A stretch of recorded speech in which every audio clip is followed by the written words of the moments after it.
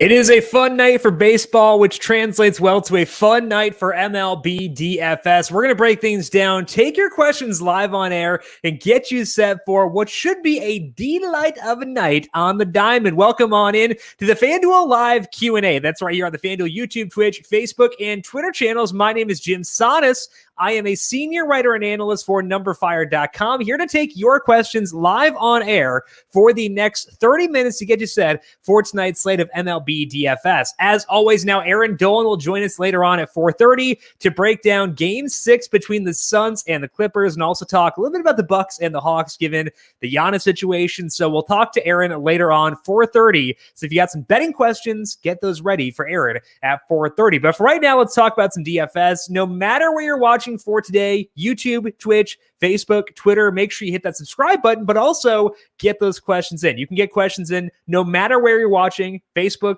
Twitter, YouTube, Twitch. Put them in, and we'll answer them live here on air to get you set for today's slate of MLB DFS, which to me is a slate where we want to try to get creative to jam in some big-time studs. And that's both with our stacks and with our pitchers. For today, the stud pitchers I want to use are the top two guys in the salary pool, Aaron Nola and Luis Garcia. Both these guys, to me, grade out tremendously from a DFS perspective. Aaron Nola facing the Marlins, high upside matchup for a pitcher with a 25% strikeout rate, 91 WRC plus versus righties. Nola is a guy who I do wind up using more at home than on the road. And there are a lot of pitchers where I have like massive qualms about using him on the road. Nola's one of those guys. He's at home today facing the Marlins. He had 12 strikeouts and 22 batters faced last week, and that was on the road. Now back at home, good spot. I think that Nola is worth the high salary for today. The complicating factor is one that Michael brings up over on YouTube. Miles Straw is batting 8th for Houston. There is no Abraham Toro for them for today. And I was kind of hoping we get both those guys at good spots in the lineup to make it easier to get to Nola. So let's refresh this lineup page over here and check out what the Astros lineup looks like. We have Robel Garcia batting 7th as opposed to Abraham Toro for today. The rest of the lineup is pretty much in line with what we expected. I talked this morning about Miles Straw and why I am okay with him. That still stands. Straw to me is a good play. I think $2,600 is the salary for him. Let's go over here to the Astros, pull up their salaries, and we see Straw $2,600. That's fine. Let's dig in here to Robel Garcia to see what we should expect out of him. We'll pull up the Astros numbers versus righties. For Garcia, that will not be a very large sample because he has not been with the big league team for all that long. We can at least look in to his numbers, see what he's done in admittedly a pretty small sample, and see if there is a reason for optimism here with him, if my internet ever cooperates, which it may not. There we go. Okay. So let's go over here, pull up the numbers versus righties. DJ on Facebook says that Garcia is a good hitter. So DJ on board with Robo Garcia for today. He's up to 50 plate appearances versus righties, 111 ISO versus them, a 37% fly ball rate. Let's check out the minor league numbers for Garcia before he got called up to see what those look like. And if they're looking okay, not a lot of sample in AAA. Last year with the Cubs, he had a 42% hard hit rate, his fly ball rate 51%. That's not too bad. His expected WOBA so far in the big leagues is low, but I suspect a lot of that is because the strikeout number is too high. So I guess that for me, what I'm looking for is trying to identify players who have a path to upside. Robo Garcia, it appears, has some power. And I'm not saying like a lot of power, but some power. Enough power we can conceivably see a situation where he actually puts up a good number. So I think that Garcia is worth looking at for tonight because he does get you a lot of salary savings, makes it a lot easier to stack the rest of the Astros. Maybe you can skip over Miles Straw as being like a value play here. If we go with just Garcia, no Straw, that's 31.29 left. Plug in Kyle Tucker's to 36. That's annoying. But so we probably will need Straw in there as well. But if you're not going with Nola, it's a lot easier to get to. So I do think that Robo Garcia, I bump him above Straw for today for sure among the value plays in the Astros, and definitely someone I think is worth looking into against Matt Harvey for today. Let's talk to Kyle. Confidence in using Ohtani tonight, bump him up since Judge is out of the lineup. Let's check out the Yankees lineup here for today. There is no Aaron Judge, as alluded to. Rougned Odor comes in for today, and Duhar, Frazier, Gardner. It's kind of a weak lineup. No Gio Urshela. And Gio Urshela is kind of a low strikeout guy, so that actually is kind of impactful as well. I know it's not as big as Aaron Judge, but I would say the way you phrased it, Kyle, is correct. Bump him up as a result of that. The reason I would still opt for Luis Garcia and Aaron Nola over Ohtani is this: 92-degree temperatures for today, winds blowing out at 10 miles per hour. That's a little bit scary for me when it comes to a pitcher. And I think that the way I'd phrase it is you bump him up, and if you were planning on using like 20% Ohtani with like 30-ish% Garcia, 40% Nola, 10% who were talking about before, Dylan Cease. If you're thinking about that, I would say bump it up maybe 20 to 25. So increase like your exposure to Ohtani 5 to 10 percentage points, somewhere in there. I do think it is actually worth bumping him up. So I am on board with that. I think that is a good way to phrase it. And Ohtani, to me, definitely the number 3 pitcher for tonight, despite the fact it is still a tough matchup. So Kyle, I think that confidence level in Ohtani goes up. I would say, let's say confidence factor of 7.5, whereas confidence factor for Nola is like a 9, and confidence factor for Garcia is about an 8. So that's where I'm at if we're going to put numbers on it for today. Let's talk to Jerry. Jerry, good call on Kyle Schwarber last night. I know Schwarber's on a heater, but hey, it still takes some guts to go lefty on lefty. Good job, Jerry. Jerry, give us your calls of which lefty will hit a dinger off lefty for today. So we're looking at some Blue Jays, Mariners, Red Sox, Royals. Find me a lefty on lefty matchup because you're on a heater there. So I'm looking for it, Jerry. What's the update on the Cincy, weather, and Boston? So there's no update as of yet, but this is what Kevin Roth on Roto Grinders said this morning. The Boston game, he thinks there's a chance of a late start and that they eventually play. The Cincinnati game, he was not as pessimistic about that game as I was. He says slow-moving downpours should improve later in the evening, so he thinks they get the game in.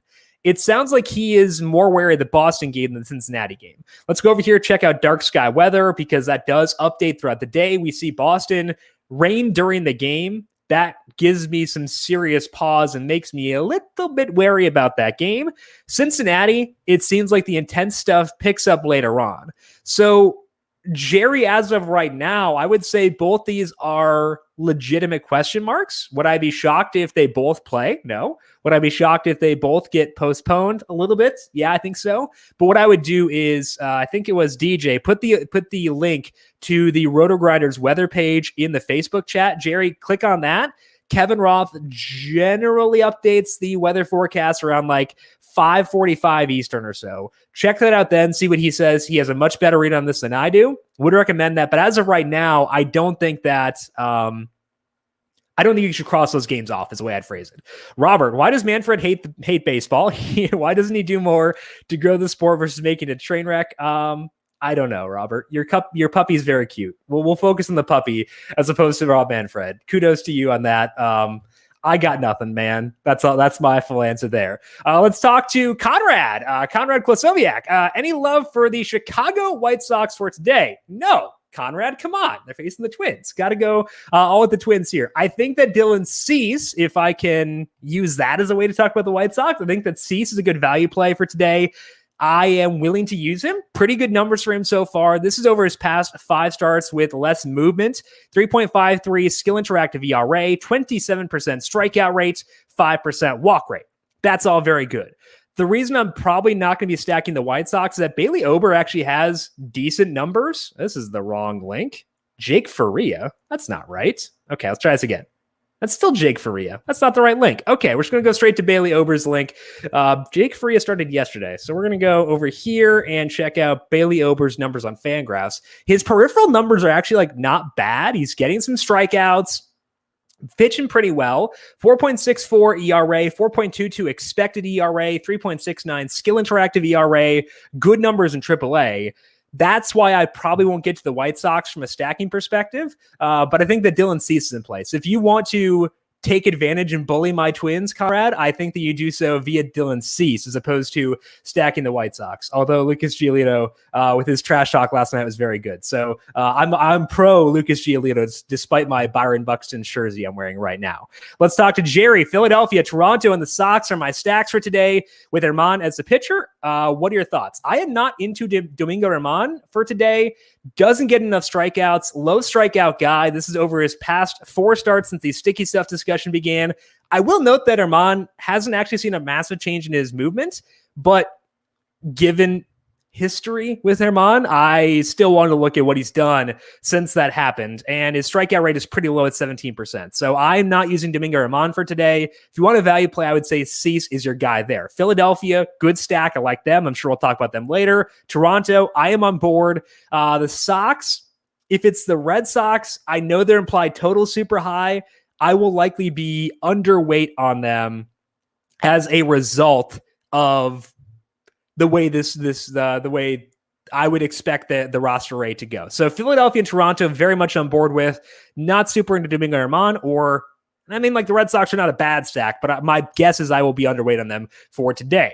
Let's talk to Jackie over on Twitch. Good afternoon, everyone. Washington did a home run. I know it stunk. I used him last night. Was not great, but got the money back with the other home runs for the Dinger Tuesdays, what Jackie is referring to. So we'll talk more dingers next Tuesday. Should be a lot of fun. Let's talk to Jason. Houston stack today. Yes, Jason, I am on board with that for sure. Facing Matt Harvey.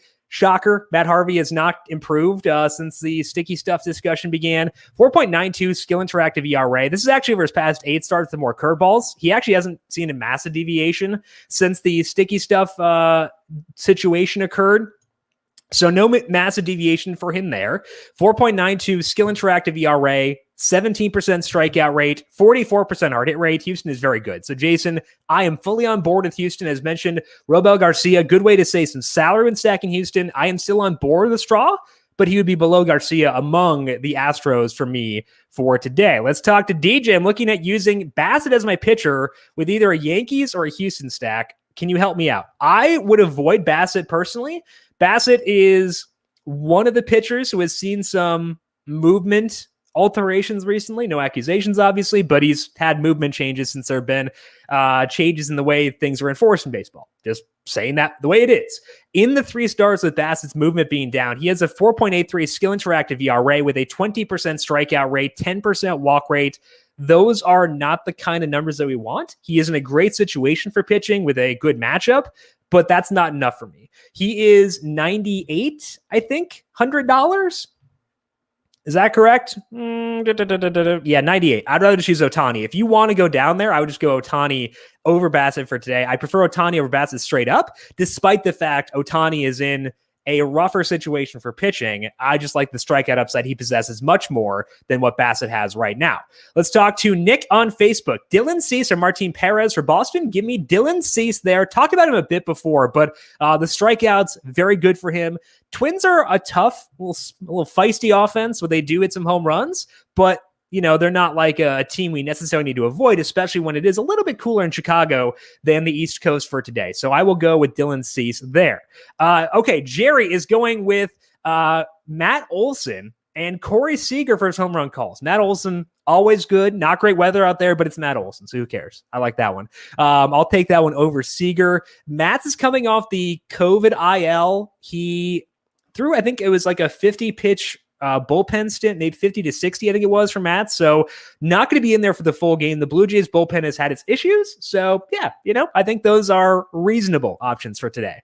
Conrad, thanks as always. A bit of a different question. Do you know if there is a correlation between pitchers and or batters when a team is getting positive/negative reverse line movement? I think that Action Labs /Fantasy or Action Network /Fantasy Labs may have done a study on this at one point. Maybe I'm making that up. I think that it's possible they did at one point. So I would actually Google that. I know it's a cop-out, but I think they might have done that using their trends tool at one point. So it's just like Google Fantasy Labs, reverse line movement, MLB, stuff like that. I think that might get it for you. I think that it's probably a situation where it's not going to make a massive difference for baseball. But when you see a situation where money is going a certain direction, which is what leads to reverse line movement, and isn't like big money going a certain way, it probably signals that smart people who have a lot of money are on something. That could be a signal. It's not something that I care about personally all that much because I try to downplay Vegas data because it influences roster rates more than anything else. And I don't want to just follow where everyone else is going, but it's worth looking into for sure. And it's a good question. Let's talk to Mateo. Do you like Joe Musgrove tonight? I like Joe Musgrove every night. I am very nervous about him for tonight. He is facing the Reds in Cincinnati. Always a good situation for dingers. Obviously, the weather is a situation there to monitor as well. Musgrove, over his past 4 starts, 3.98 skill interactive ERA, 25% strikeout rate. Reds are not a super high strikeout team, so I am always on Joe Musgrove. I think I'll take a break from that just for tonight and avoid. Let's talk to Brad. Okay, so top 3 stacks for today. I think that the Astros are definitely one. I would say the Blue Jays are up there.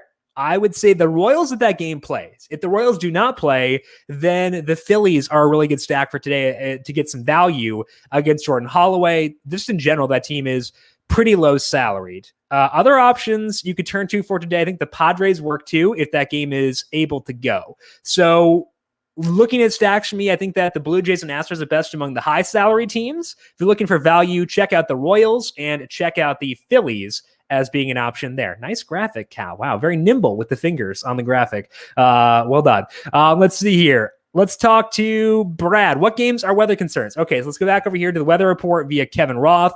The big ones seem to be the Royals and Red Sox, and then the Padres and the Reds. Those seem to be the 2 to keep your eye on for today. Everyone else on the main slate seems to be pretty good to go. So again, I'm guessing that these games are more likely to play than not, but they do make me a little bit nervous with regards to whether or not they'll play. So I check back on that with the weather update around 5:45 or so. Michael, how would you prioritize the stud bats in Houston? Good question, Michael. Let's do that right now. Okay, so they're facing Harvey. Harvey is a guy who traditionally has had better numbers versus righties and lefties. So to me, what that does is it's not going to push Michael Brantley above Carlos Correa or Jose Altuve, but what it will do is push Yordan Alvarez above those 2 guys. So if I'm ranking out the studs for today, I will go Yordan Alvarez number 1 as the top guy to prioritize within this Astro stack. Number 2 would be, it's between Correa and Altuve. I have a really hard time deciding always. Ideally, you can get both. Probably not if you're trying to go with Nola for today. So let's check out salaries here on those 2 guys specifically to see if we can use that as a tiebreaker. Altuve is 42. Correa is 41. That doesn't help at all. So I guess I go Altuve, but it's really, really cool. Actually, let's go. Yeah, we'll go Altuve. Altuve 1 or 2 behind Alvarez. Correa 3. I would go Brantley 4 and then Yuli Gurriel 5. I can't really get to myself to use Gurriel versus a righty. So it's tough, but I would put him last on that list. Actually, sorry, I forgot Kyle Tucker. Wow, idiot. Wow, my goodness, I'm so stupid. Kyle Tucker is a stud. How dare I forget Kyle Tucker? I would probably, salary considered at $3,600. Is it stupid to put Kyle Tucker second? I might do it. I've done a lot of stupid stuff before. Let's do it.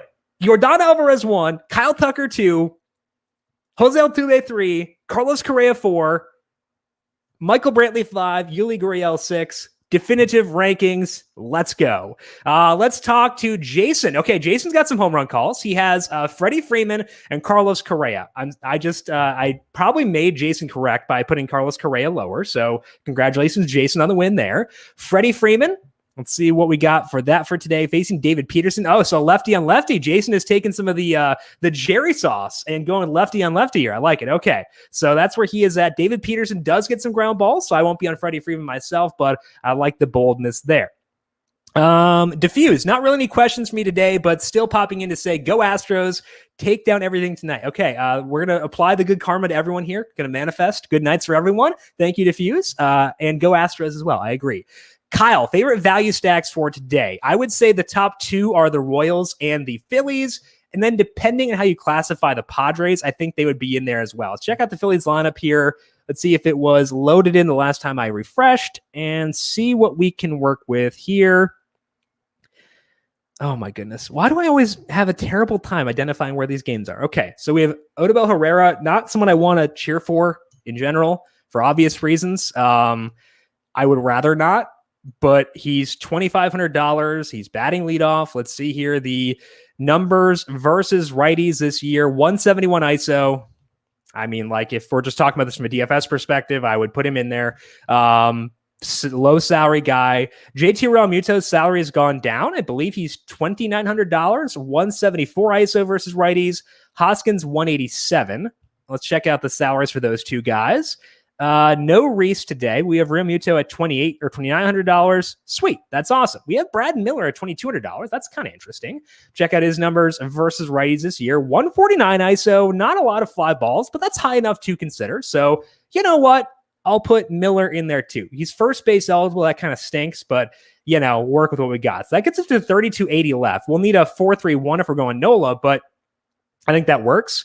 Kutch 153, Harper 256. So we'll spend up for Harper here and make that the stack. Gets you a lot of salary savings. I think that works out pretty well. Let's check out Segura just to be sure I'm not totally glossing over someone. Bohm, I can't use versus righties personally. Segura also don't want to get there. So this to me is the optimal 4-player stack here. I would also say McCutchen works, but I think I'll take the salary savings on these guys instead. So the Phillies a good stack for today, and the Royals of that game is good to go.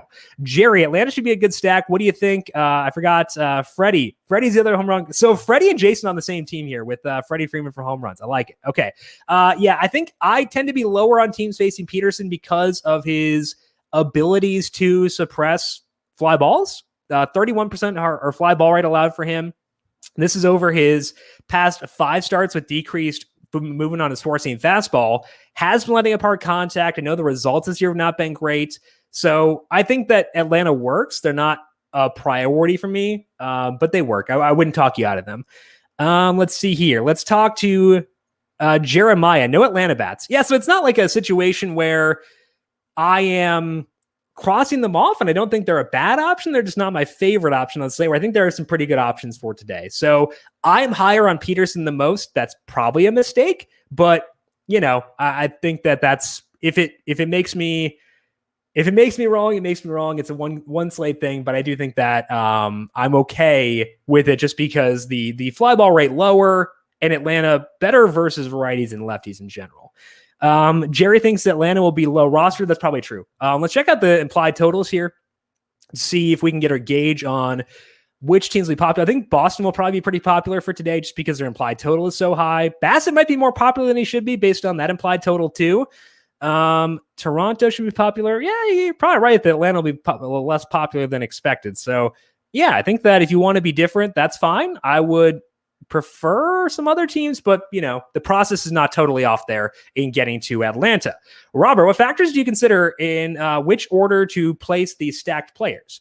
So this could mean two things. It could mean regarding batting order. So I'll answer about that first. I don't really care too much about where they're at in the order because let's say we stack the Royals for tonight. Hard hit Whit Merrifield gets a base hit. Everyone in the order benefits, even Edward Olivares batting down the 7 hole because Whit Merrifield did not get an out. So even if I use Whit Merrifield batting leadoff and there's no chance Olivares drives him in, Olivares does still benefit if Whit Merrifield gets on base. So I don't care too much about whether they're by each other in the order.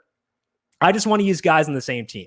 So to me, spot in the batting order relative to each other doesn't matter too much. If that was the question, there's your answer there. Other things to consider if we're trying to rank them out in terms of this is how I rank the Astros the way I did. It comes down to upside. I want guys who get me extra base hits and stolen bases. That's basically what it is. Because in my process from a stacking perspective, I'm already minimizing strikeouts, trying to target guys like Martin Perez who don't get a lot of strikeouts, like Holloway doesn't get a lot of strikeouts. I'm minimizing strikeouts already so I can focus on the two sources of upside, which are extra base hits and stolen bases. So to me, I want to find the guys who are going to give me the most access to potential in those two categories. And that's the way I ranked them there. That was why I was lower on Gurriel, lower on Brantley as well. Hopefully that makes sense. It's really just about upside via isolated slugging and other stuff. Okay, DJ is on Nick Matone. Let's see here. He is batting 8th. Okay. I won't get there personally, but I respect the boldness there. And you love Ty France for tonight. Okay. Facing Steven Matz. I like it. I won't get there. Steven Matz, pretty good pitcher. Again, he won't be super deep in this game because he's coming off the COVID IL, but and he also does do a pretty good job of suppressing hard contact. So I won't be on France, but DJ, you're bold. I like it. Jerry, Atlanta 1, 2, 3, and 6 batters seems the way to go. Okay, so let's pull up the Atlanta lineup here for today versus Peterson. I have no idea when these games start. This is very confusing to me. Okay, there we go. 1, 2, 3, and 6. Heredia, we were using against a righty yesterday, so if we're going to get him against lefty, sweet. Yeah, I think that works. I actually don't mind any of the top 6 batters on this team for today. So whatever order you want to do them in, Jerry, I'm on board with. I think that all these guys are definitely options for today. Clinton says that Ozzie versus lefty is a lock. I think Ozzie versus a righty is also a lock. Ozzie always just a really good player. Like, I think he is massively, massively underappreciated. Whether it's a righty or a lefty, I don't care. I think he's tremendous. So I think that whether it's a righty or lefty, he will be in my my rotation for sure. Diffuse asking about Atlanta for value. I think that does work. We talked a lot about Atlanta. I do want to look at the Royals here briefly, just in case we get the all clear on the weather. Edward Olivares is batting, I believe it's 6th for them today, or is it 7th? I think it's 7th, actually. I think I lied. Yeah, batting 7th. Okay, so let's check out this for Olivares. I'm still in the Phillies. Let's get out of that. And let's go to Olivares. He is minimum salary. If I recall correctly, I'm pretty sure he was a guy who had a decent amount of upside in the minors. In AAA, 8 home runs, 231 ISO, 11 steals. That's awesome. So we talked about Brad Miller. We talked about Robo Garcia. I would also say that Edward Olivares is an option for value for tonight.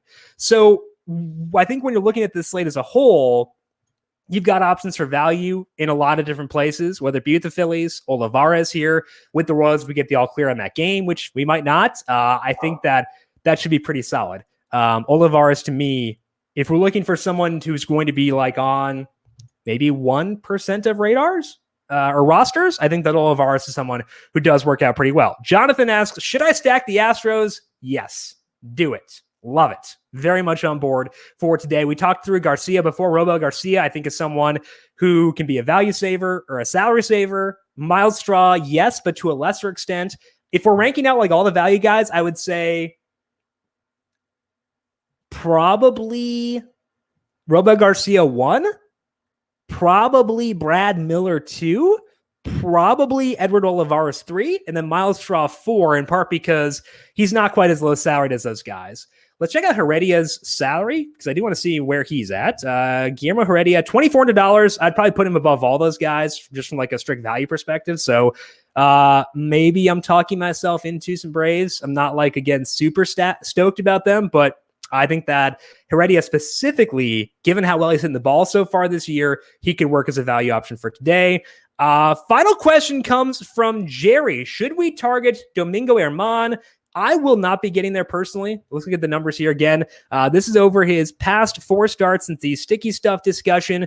4.97 skill interactive ERA, 17% strikeout rate, letting up a lot of fly balls. I will not be going there personally. Just think there are enough red flags for me not to go there. And also the Angels, not a huge strikeout team either. So personally not in on Herman for today.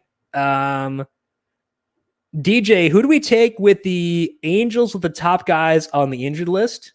So if you're looking to stack them, I probably wouldn't because Herman's not that bad, I don't think. And I also don't think I can get there, but so I wouldn't look to stack them personally. And then Aaron is asking about Bailey Ober. So I talked before about how I'm not stacking the White Sox because of him, but I also would not use him as a pitcher because of pitch count. He's had 4 starts since he rejoined the rotation. He is at 51, 73, 63, and 78 pitches in that time. So not enough for me. Need more length there, but not going to stack against him either for today.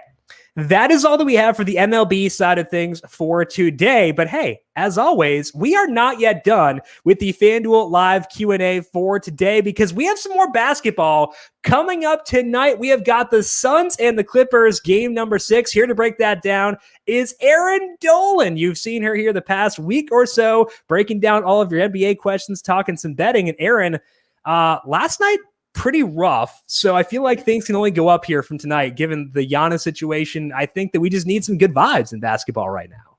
Yeah, we need some good vibes. We need players to stop getting technically injured. But I do have an injury update on Giannis, which I'll definitely get to at some point in this show. But how's everything going with you, Jim? I'm nervous now because I haven't seen the Giannis update because I was talking. What is it? It's not bad. There is no structural damage. Timetable to return is unclear, though. Probably not going to be back for this series, though, it seems like, right? They need to wrap it up, but I don't know if the Bucks can get it done. Okay. Without Trae Young last night, they still were not able to beat the Hawks.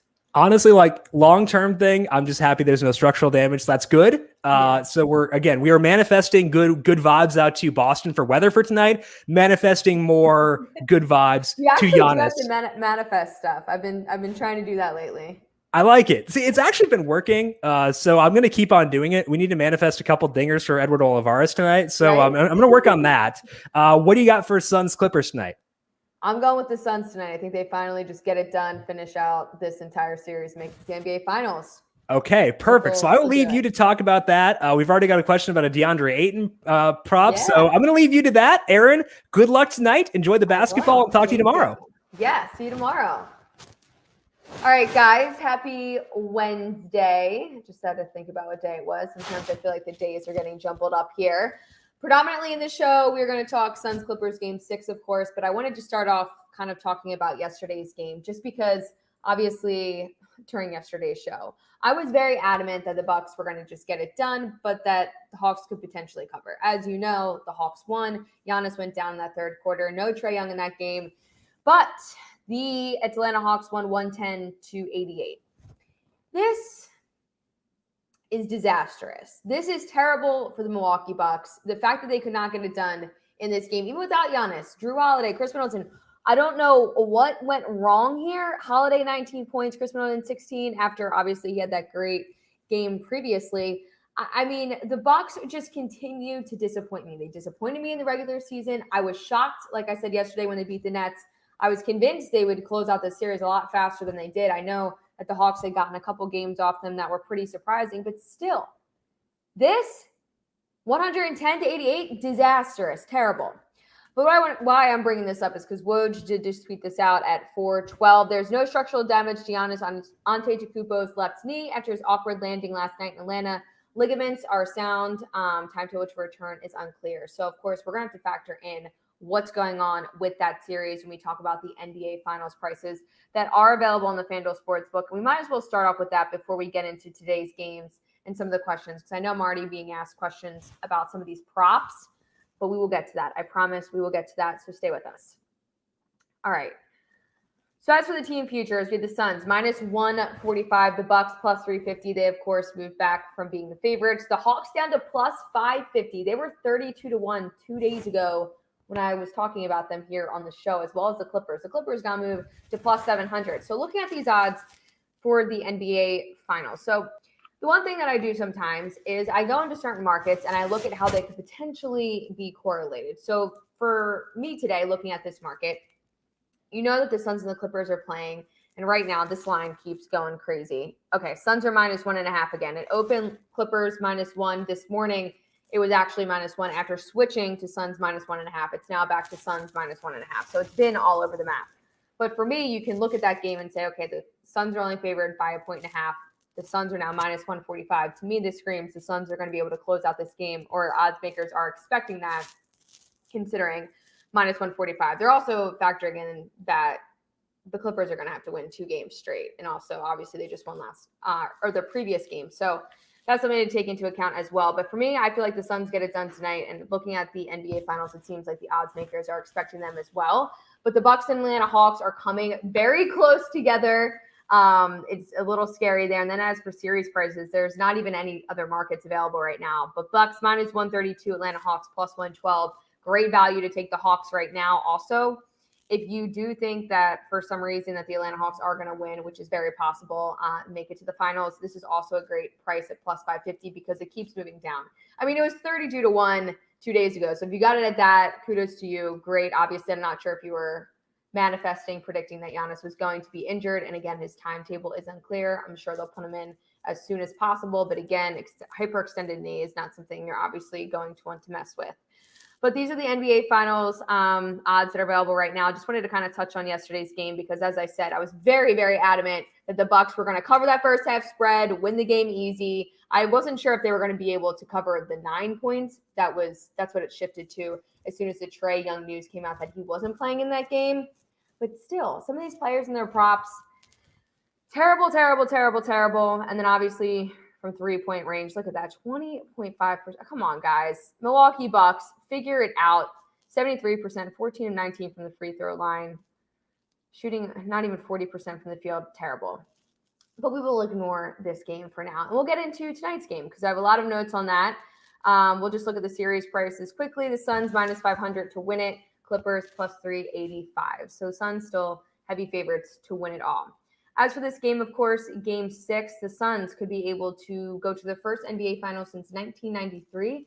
As for the Clippers, this will be another series in which they were down 0-2 and had to come back. An interesting stat that I read on NBA.com today is LA owns a 0-6 record in games 1 and 2 this postseason and a mark of 10-2 in all other contests. So they are able to come back. I know no Kawhi Leonard, and obviously a lot of this rides on Paul George. And as I said, I guess it was 2 days ago when this game 5 was happening, was that a lot of the conversation was around Paul George and how tired he is because obviously he's playing so many minutes, but he had 41 points, I believe, last game. So he absolutely crushed it. So I'm not sure if we're really having that much of a conversation around how tired Paul George is. It seems like they just want to get it done and win. So we'll get into some of his player props shortly.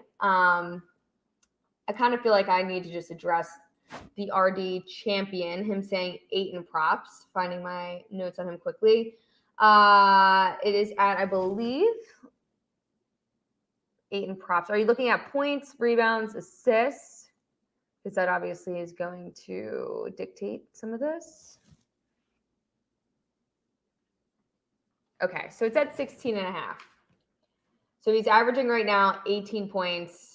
He had, in terms of rebounds, he had 22 in the previous 2 games. Let's see. I think I would take 8 in rebounds out of anything. Obviously, like I just mentioned, he is averaging 18 points. You could take the over there, 16.5 minus 114, not bad value. But I feel like a lot of people always play him in terms of his rebounds. So I think since he is, I believe, let me go to the rebounds prop real quick.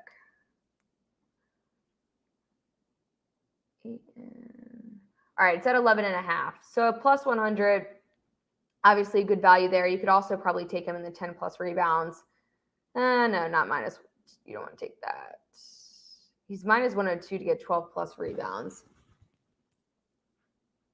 As I mentioned, he had 22 rebounds in the 1 game. So I feel like his averages are kind of inflated from that number. But anytime that I've taken 8 in these series, it's actually worked out for me, which is great. So I feel like taking anything for 8 is going to work out in your favor. All righty. Let's get into some other things that I have for this game. So in terms of numberFire, if you go to that, you're going to be able to see where the money and the bets are coming in right now. This constantly changes. So right now, Phoenix, obviously, as you can tell, a lot of people backing them in terms of bets and money to cover. And then for the money line, also 71% of the money, 65% of the bets on them to just win the game outright. And then as for the total, 55% of the bets are on the over, 51% of the money is on the under. Now, as for this total open, 215.5, moved down to 215. I've seen it. It's now, I believe, at 214.5. So it keeps coming down. And that's why it's kind of hard. This money split right here on the total. For me, when they played the last 2 games in LA, I mean, it was low scoring. I mean, let me find this one number really quickly for you. I said it in the FanDuel hurry up today. 164 total points in game 4. That's when it was 84-80 and the Suns ended up getting that win, but it was obviously terrible basketball. Nobody was making anything in that game. So I don't think we're going to see any type of numbers like game 4, at least I hope not, because you want to see teams score and score. But in terms of the under, it's 2-0, like I mentioned, the first 2 meetings in LA. And then on top of that, the under has just been hitting pretty consistently in this series, it feels like. So this is also some trends that might throw you off just a little bit in terms of the totals. So only 2 games have hit over 215.5 this series. Again, that's the opening line. The over is 5-1 in the Clippers' last 6 overall, playing on one day's rest. The under is 4-0 in the Suns' last 4 after and against the spread loss and after obviously a straight up loss. And then the over for them is 5-1 in the Suns' last 6 road games versus a team with a home winning percentage greater than 60%. So in terms of some of these against the spread trends, I'm not sure that you can completely follow them. For me in this series, what I've been doing is kind of just looking at the series as a whole, not going back to previous series and just seeing how these teams obviously match up, because I feel like every game is just another test for these teams to figure out what they can do to stop certain players, certain things from happening in terms of obviously the schemes of other teams. So it kind of gets more defensive as you go along just naturally. So I feel like taking the under in this one would be the play for that. Let's see. But yes, very low scoring. Both those games that were in LA were not fun games to watch. So let's go back to the last game. So obviously we know that Phoenix had the chance to go to the NBA Finals, and they blew it. The Clippers won 116-102. Paul George was the hero of that game. He had 30 second half points, 41 points overall, 15 of 20 shooting. But the real issue, I think, in this game was the Clippers getting out to a 20-5 lead right there in that first quarter. I don't think that helped them whatsoever. Obviously, they had an inch and crawl back. They were able to do that, and then obviously the Clippers were able to extend the lead in that second half. And it was probably tough for the Phoenix Suns, just given that it was on their home floor. Now they got to go to LA and try to, close out this game before forcing a game 7 in Phoenix. But the Clippers are not new to this. They know how to handle this clearly. Obviously, they had Kawhi Leonard in the previous series to kind of help them out there. But it seems like Paul George has been able to figure it out along with some of the other players around him. So it's definitely something to keep in mind. Also, last time I was talking about this, I was talking about the Zubac props as well. He ended up missing game 5, and he is questionable for this game as well. So we might as well go through some of the props that we have available on the FanDuel Sportsbook right now. We'll go to the most popular ones. As I mentioned, all these lines. First basket, always a really fun one to play. Fun right off the bat. You have action, but it's also, I feel like, one of the hardest things to hit, and there's really no rhyme or reason for who's going to score the first basket. So I feel like that's always available right there if you want to get into some action right off the bat. First half spread, I'm staying away from this because honestly, at this point, it's basically a pick 'em. I just wouldn't even play this. And I also feel the same way about the money line at this point. Like, I'm not going to play a team minus 1.5 personally. I'm just going to probably bet them on the money line at that point. But let's see. So I've been talking sometimes about the player points match bet. This one I actually like, Reggie Jackson versus Chris Paul. Reggie Jackson is averaging more points than Chris Paul right now in this series, and I feel like he'll have to really step up since Kawhi Leonard, as you know, is out, and he has been stepping up. He's averaging 22 points in this series, and meanwhile, Chris Paul, as you saw, was a little bit rusty and able to help out more so in the assist category. So I do like this minus 146, not great juice, but earlier today it was actually a lot. I think it was like minus 120 something. So that's moved up. I'm sure people are betting on that market because throughout the day, obviously some of these lines are going to continue to change as more people bet on them. Top point scorer. This is actually another interesting one, Devin Booker or Paul George. Now, Paul George is averaging the highest points in this series, so that doesn't surprise me. But if the Suns are able to figure out a way to shut down Paul George, my next person here would be Devin Booker at plus 170. I don't think that is bad value if you think he's going to have a great night. In terms of to record a triple-double, I'm not going to be betting anything in this. Obviously, your best chance would be Paul George in my eyes, just considering that the entire Clippers team basically rides on how he's going to play. Alrighty. Also, another interesting market, away team total points and home team total points. This is something I've been actually playing a lot lately. And I think if you really just hone in on a certain team, it's easier to play these types of markets. It's 107.5 for each. And as you know, you can see the total 214.5, which is why you see these split like this. As we know, the Phoenix Suns have not been able to hit over this number whatsoever when they played in LA in the Staples Center. So you might want to take the under for that, minus 104, not bad there. And also, if you do think that this game is going to go under, for example, you might want to play both these to the under, or if you think this game is going to go over, you could also play one of these to the over as well. I would say that the Clippers have the best chance as a home team to go over 107.5. But again, I think the Suns are going to win, so then they'd be hitting the over. So kind of gets a little confusing there. All right, as for player points, we always talk about these 15, 20, 25, 30, etc. These are all fun markets to bet in. Obviously, the top guys are going to be crazy value that you're not going to want to bet. Let's see to score 35 plus points. Devin Booker plus 380. Paul George plus 210, 30 points. And as you know, Paul George is averaging over that. That's why you see it at minus 134, which is pretty crazy. Let's actually look at his. All right, 30.5 for his points prop for tonight. And as I mentioned, he's averaging 30 points, 6 assists, also 11 rebounds. So maybe you want to switch for Paul George. And I'm obviously just talking about one of the stars. Going to rebounds, and let's see what he is to record 10 plus rebounds. Minus 154. You could take him to record 12 plus, but that's pushing it. As I mentioned, he's averaging 11 at plus 154. Not sure. I don't feel too confident in that, but I would take that over taking to record 10 plus. But let's actually see what. All right. Well, his rebounds over 10.5. I would take Paul George for sure over 10.5 plus 112. I think that's great value. I would take that over actually going into this 12. And please excuse this on the side. These are not all bet slips that are going to be used. All right, some other player props. We can go to another star, obviously, Devin Booker. He needs to have a impressive night in terms of them. I feel like when he got his nose smashed in a little bit, when he broke it, I feel like that's kind of affected him a little bit. I think that mask affected him. Charles Barkley actually backed him up, saying that it's really hard to see on the sides as much as you think. So hopefully that doesn't continue to affect him in any way. But for his points prop tonight, we have 27.5. He's right now averaging 26. 5 assists and 6 rebounds. So if you think he's going to have a great night, I would take over that. As you can see, it's minus 122. So odds makers are thinking he's most likely going to go over that number tonight.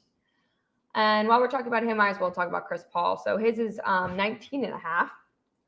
He's averaging 18 points so far in this series. As you know, he didn't play those first 2 games. He was in the health and safety protocols. So just something to remind you of when doing your research, because, for example, I was on Stat News, and obviously all these players have just played 5 games in the series already, and I put in Chris Paul in the last 5 games, and I was like, oh, wait, he actually only played in 3 of those games, so you have to kind of change what you're looking up sometimes to make sure, because his over would have hit in the last 5 games as compared to the last 3 when he's only averaging 18 points.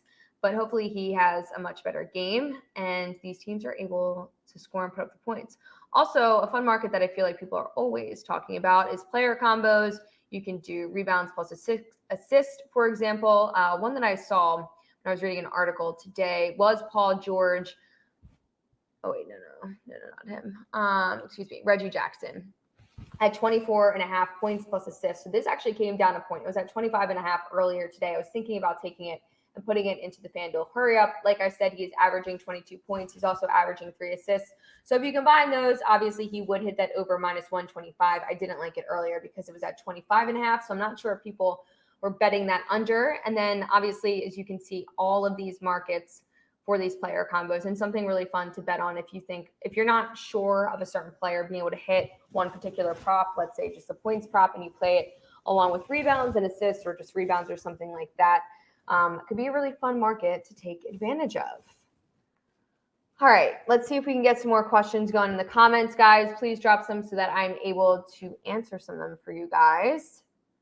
And while we're doing that, why don't we look on the FanDuel Sportsbook at some of the fun same-game parlays that we're hitting. Actually, this might just be a regular parlay. Nope, same-game parlay. Look at these.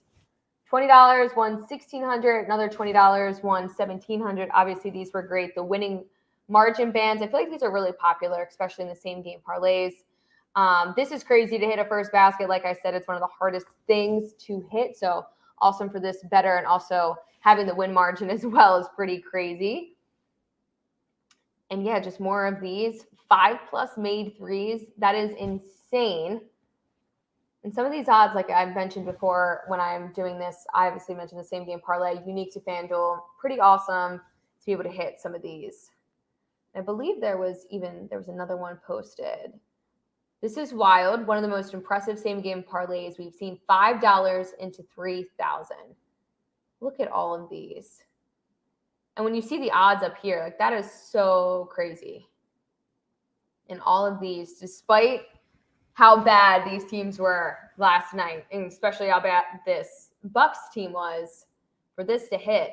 Basically, this better, considering all these unders, had no faith in the Milwaukee Bucks last night. All unders, knowing that they were going to have a terrible, terrible game. Clearly, this person was a fortune teller, because that's pretty crazy to take an under on everything, knowing that that could potentially not hit. But great win for that person as well.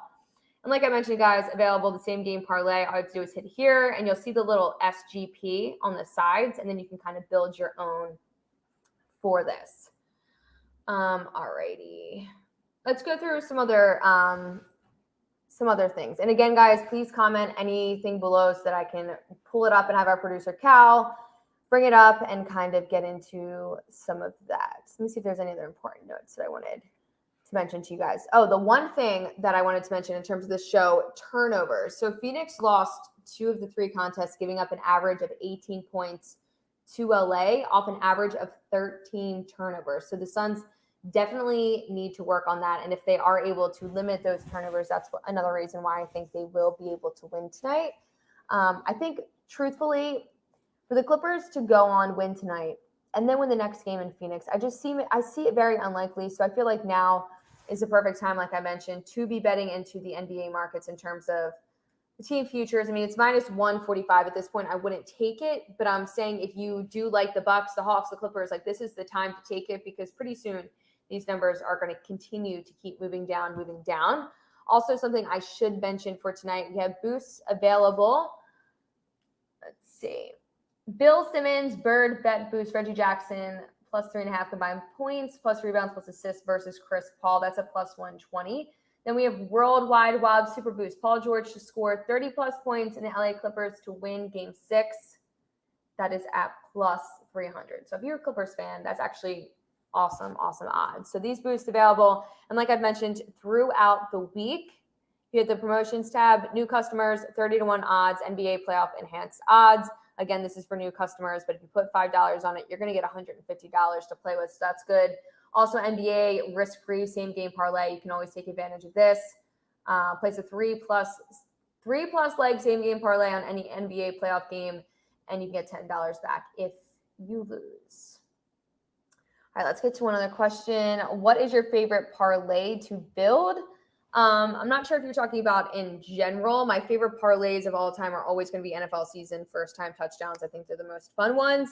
My favorite parlay to build in general, obviously the same game parlay tab. I guess you could hit this. Let's say I want to take the Suns. I think we're going under. I also think, let's see, Reggie Jackson assists. I'm going to go with not that.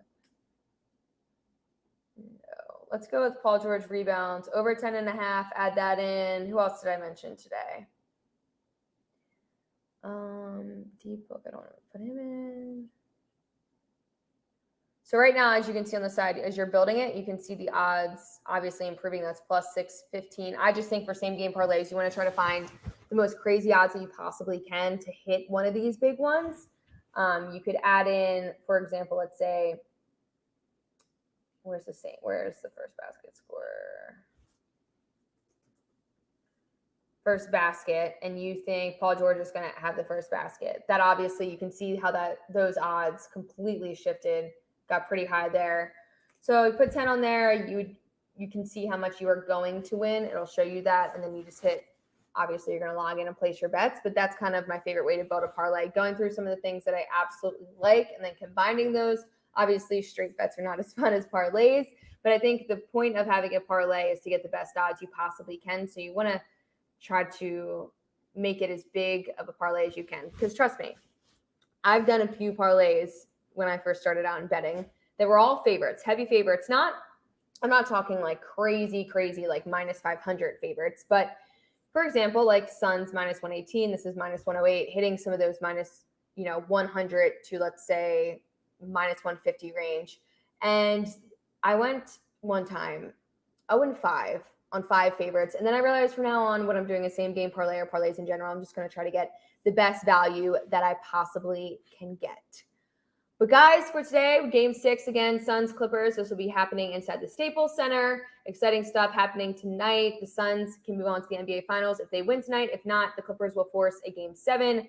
This spread keeps bouncing around. It's now Suns -1.5. It keeps flipping. It flipped like I mentioned this morning. It was Clippers -1. As for the total, keeps moving down to currently 214.5. Was at one point 215.5. And then if you go to numberFire, you'll see where some of the money and the bets are coming in. And I will see you guys on Friday. I won't be here on tomorrow because I'll be on the TNT group chat show. So try to tune into that on the BR Betting Twitter. It'll also be streaming on FanDuel as well. They'll be retweeting some of the links. So I will see you guys on Friday, 4:30 p.m. Eastern.